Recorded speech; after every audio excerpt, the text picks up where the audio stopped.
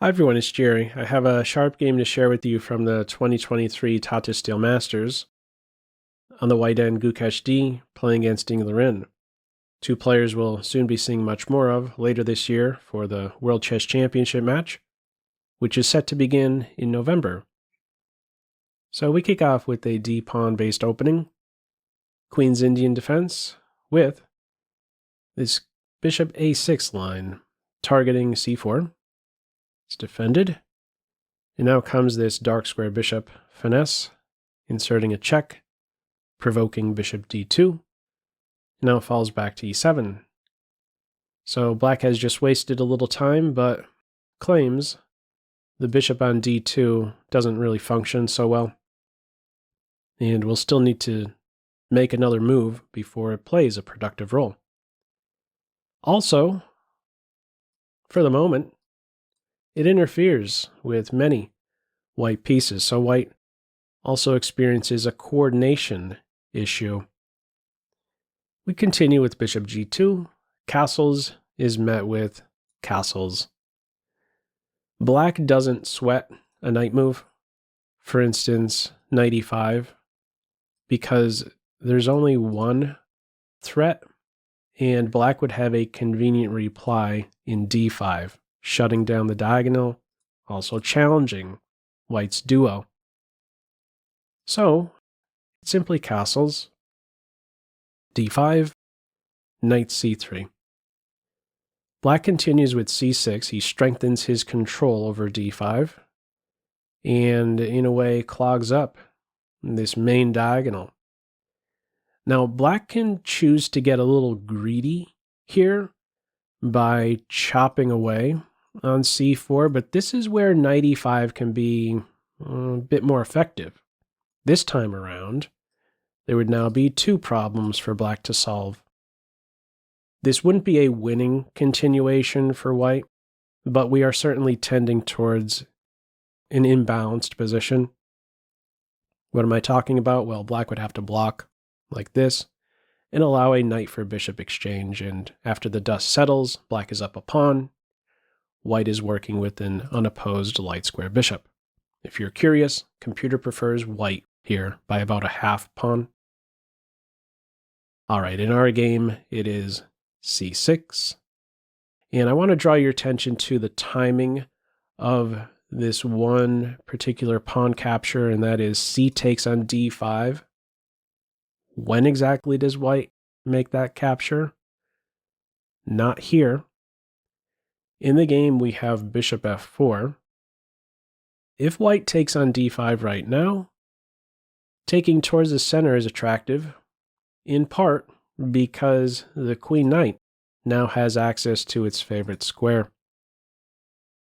When exactly do we see that capture then? Well, what do you know? Only after the queen knight has made a commitment do we have c takes on d5. And in that way, white is saying, hey, if you want to take with the c pawn, fine. At least your queen knight isn't getting to c6 so easily. Be very awkward to underdevelop now to get to that square. Okay, there's three ways you can recapture. In the game, black takes with the e-pawn.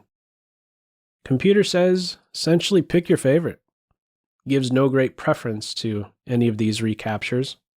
So in a way, black should pick whatever he's most comfortable with, best prepared for, etc. He goes with what I would say is the more or most dynamic, creates more imbalance with the pawn structure.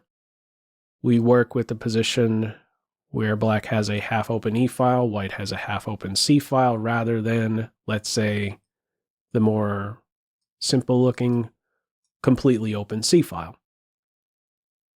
Okay, e takes on d5, it is. And the follow-up here is knight to e1. Computer likes this idea to continue developing with queen c2, next looking to expand, possibly looking for b5, rattling black's pawn formation. In this one, though, he hits the reverse button on the knight. He's eyeing up d3. Now, there are two paths into this d3 square. Why is white not going to the more central square instead of e1? Well, it has to do with this knight on d7. White is not welcome to a knight exchange. If you go to the center, we get this exchange in. Black is able to not just get a knight exchange. Let me be a bit more specific. Black is able to exchange his second rank knight for this guy. White is in a way saying, you got to work a little bit harder for before this knight is actually a contributor. Because as it stands right now, the knight on d7 is boxed out by a silly pawn. Black has to work harder, does work harder, puts the rook on a half-open file. f8 is now vacant. Knight d3, knight f8, bishop g5, knight e6. We have a minor piece in bounds, but white says, okay, I understand you have an unopposed dark square bishop, but I'm staying strong. I'm putting some pawns in the center on dark, trying to restrict this guy. Now, I believe this may have been a moment, this follow-up idea by black may have been a moment Gukesh maybe underestimated. I wonder if you can spot what black's next move is. Position is going to change very soon, and black is going to be the one who is in a better spot. We're going to soon see black's bishop pair thrive in this game. Feel free to pause the video, see if you can spot black's next move. Okay, here we go. It is knight c5. Doesn't have many options. White has to take here with the pawn. There's a pin on d3. If you play knight takes knight, this rook can fall. Black will be up material. Pawn takes, a requirement. Finishing the combination, bishop takes knight. Rook c1, queen f6, queen c2. The bishop doesn't have to go anywhere. The bishop is glued in for the moment. On c3. C takes b, a takes b. The position continues to open up. Rook on f to d1 gets out of the pin. Rook a to d8, in a way, also getting out of a pin. And now e takes d, bishop takes d. I know I've rattled off those last handful of moves pretty quick, but here we are now where it is a completely wide open position, and we have this monster, unopposed dark square bishop that is king in this position. So just moments ago, we had white pawns on e3 and d4, but they have been eliminated. The center is absent of pawns. The bishops are thriving, working on these adjacent diagonals, pointing right towards that white king. f2, this square f2 for the remainder of the game is a soft point in white's camp, to be sure. We continue in this game with knight to f4. The computer says the very best move is to actually go ahead and take on c6, not with the queen, but with the bishop. If you take with the queen, this would be losing to bishop takes knight, and there's a problem here on f2. Queen takes queen, there's bishop takes, and this guy would be defended. Bishop takes is considered best. What is maybe a reason white didn't go for this? Well, there's certainly a lot that white would have to digest. I mean, it's not really fun being in this pin. There is apparently a line like this where you can afford to play without your queen. So this would have to be properly assessed to be sure. This imbalanced position says it's around even. Not a direction we go, however. No bishop takes pawn here. Instead, knight f4. The knight is given a kick. Very committal move, to be sure. 4 holes are created. Knight's now on the edge. Attack. Counterattack. Not offering a queen exchange. No queen g6. Keeps the queens on. Follow up here, bishop f3, multi-purpose. Defense of the knight. Defense of rook invasion on e2. That would sting, hitting the queen and f2. So we continue now with c5, bishop officially glued right in there. This construction here, c5 and the bishop on d4, kind of make the major pieces ineffective, at least the rooks. They really aren't contributing because of this construction here. We continue with g4. Now a very strong move by black. Throw it to as a pop quiz. See if you can find black's next move. Feel free to pause the video. Okay, very sharp move coming up here, and that is f5. Now, what in the world is going on with this move? The reply to it, first of all, is knight g3. But let's have a look at what happens after these two captures. First, let's have a look at queen takes. What did black have up his sleeve?